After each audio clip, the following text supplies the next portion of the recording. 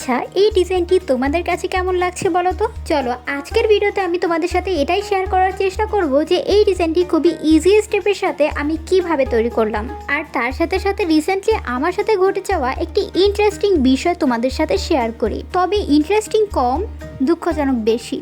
তোমরা সবাই হয়তো বা এটা জেনে থাকবে যে আমি কিন্তু রিক্রিয়েট ভিডিওগুলো বেশি বানাই, অর্থাৎ আমার ভিউয়ার্সরা যেই ডিজাইনগুলো আমাকে সাজেস্ট করে সেই ডিজাইনগুলো থেকে আমি অনুপ্রাণিত হয়ে ডিজাইন তৈরি করার চেষ্টা করি। তো স্বাভাবিকভাবে আমাকে সেদিন একটি আপু ইনস্টাতে বেশ কিছু পিকচার দিয়ে বলে, আপু এখান থেকে আপনার যেই ডিজাইনটি পছন্দ সেই ডিজাইনটি রিক্রিয়েট করে দেন। এই মেসেজটি দেখে আমি নোটিফিকেশনটির ভিতরে ঢুকলাম। ডিজাইনগুলো দেখার সাথে সাথে আমি একটু শকটি হয়ে গেলাম আর খানিকটা ভাবনায় পড়ে গিয়েছিলাম, কারণ এই ডিজাইনগুলো আমি অনেক আগে তৈরি করেছিলাম।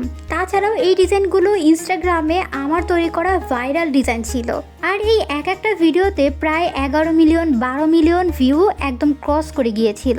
এখন বর্তমানে হয়তো এর থেকেও বেশি ভিউ হবে। তবে এখানে ইন্টারেস্টিং বিষয়টি হচ্ছে যে আপুটি আমাকে এই ডিজাইনগুলো রিক্রিয়েট ভিডিও বানানোর জন্য সাজেস্ট করেছিল, সে আসলে জানতোই না যে এই ডিজাইনগুলো আমারই তৈরি করা। তো স্বাভাবিকভাবে আমি তাকে বললাম, আপু এই ডিজাইনগুলো তো আমি অনেক আগে তৈরি করেছিলাম, আপনি যদি আমার পেজটি ভালোভাবে ঘুরে আসেন তাহলেই বুঝতে পারবেন, আর এটা রিক্রিয়েট ভিডিও পেয়ে যাবেন। তো এই মেসেজটি দেখে সে আমাকে রিপ্লাই দিল যে আপু এই ডিজাইনগুলো আপনার কি করে হয়? আমি তো এই ডিজাইনগুলো অনেক বড় একটি ইনস্টাগ্রাম আইডি থেকে নিয়েছি। এই কথাটা শোনার সাথে সাথে এখানে আমার কি রিপ্লাই দেওয়া উচিত আমি আসলে রীতিমতো ভাষা হারিয়ে ফেলেছিলাম। তো বিষয়টি হচ্ছে এটি যে আমার সাথে এই প্রথমবার ঘটলো এমনটি কিন্তু না, এর আগে বহুবার এমনটি আমার সাথে ঘটেছে। এখন প্রশ্নটি হচ্ছে এটা যে যারা এই ধরনের কাজগুলো করে তাদের ভিতরে কি বিন্দু পরিমাণেও মনুষ্যত্ব বোধ আছে নাকি নেই? আমার মনে হয় না তাদের ভিতরে বিন্দু পরিমাণেও মনুষ্যত্ব বোধ আছে। কারণ ধরুন আপনি স্বাভাবিকভাবে আপনার ডিজাইনগুলো যখন দেখবেন অন্য কেউ চুরি করে তার চ্যানেলে আপলোড করছে এবং সেগুলো আবার নিজের ভিডিও হিসেবে, তখন আপনি কি করবেন? সেই ডিজাইনগুলোতে কপিরাইট দিবেন, স্ট্রাইক দিবেন, এটাই তো স্বাভাবিক, তাই না? তখন আপনি যদি সেই ভিডিওগুলোতে কপিরাইট দিতে চান কিংবা স্ট্রাইক দিতে চান তখন আপনাকে এই কথাগুলো শুনতে হবে। আমি তার প্রত্যেকটা ডিজাইন দেখতাম, প্রত্যেকটা ভিডিও দেখতাম, তার ভিডিওগুলো আমার ভীষণই ভালো লাগতো। আপুকে ভীষণই আপন ভাবতাম, নিজের ভাবতাম, যার কারণে তার ভিডিও থেকে কোলাবরেট ভিডিওগুলো আমি বানিয়েছিলাম, তার ভিডিও থেকে রিক্রিয়েট ভিডিও বানিয়েছিলাম। কিন্তু তার পরিবর্তে আপু আমাকে কি দিল?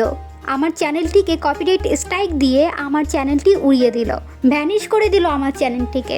এখন আমার কথা হচ্ছে, ভাই পারমিশন ছাড়া যেই জিনিসটি আপনি ব্যবহার করবেন, আপনি নিবেন, সেটাকে কোনো ধরনের রিক্রিয়েট ভিডিও বলে না, ওটাকে জাস্ট চুরি বলা হয়।